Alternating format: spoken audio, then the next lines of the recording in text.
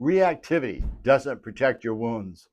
It reinforces them, turning fear into prophecy. Reactivity has a sneaky way of convincing us we're protecting ourselves, when in reality, we're digging deeper into the very wounds we want to heal. Our unconscious protective patterns are clever. They don't just want us to defend us, they want validation. They whisper, "See, I told you so," every time our partner reacts in a way that seems to confirm our fears. Take Joan and Tom. Joan's guardians pushed her to demand, control, and manage, so when Tom withdrew into silence, her inner critic declared victory. "See, he doesn't care about me." Tom's guardians were equally convinced.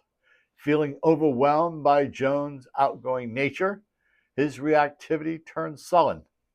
Joan interpreted this as rejection, which only confirmed her fears of abandonment. And just like that, both partners found themselves trapped in a cycle that validated their wounds instead of healing them. This is the insanity of reactivity. It doesn't just repeat old pain, it strengthens it.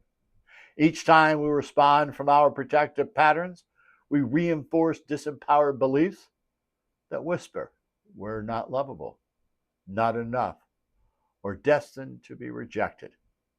What begins as a small trigger becomes a reenactment of childhood pain, recycled endlessly through adult conflict. But there is another way. There is where the soulful leader steps in.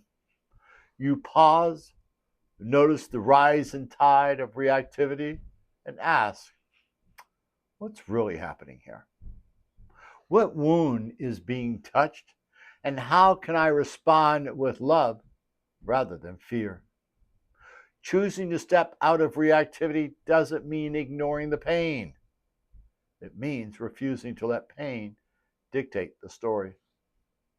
The truth is, we all fall into cycles where our guardians duel for dominance. But healing begins the moment we see the cycle for what it is, a desperate attempt to protect us from old hurt, and instead choose to respond from presence, compassion, and empowerment. It's like scratching at a scab. For a moment, it feels like you're addressing the pain, but instead of healing, the wound reopens, leaving a deeper scar. So, can you think of a time when your reaction proved you're right, but in truth only kept the wound alive? Have a great day.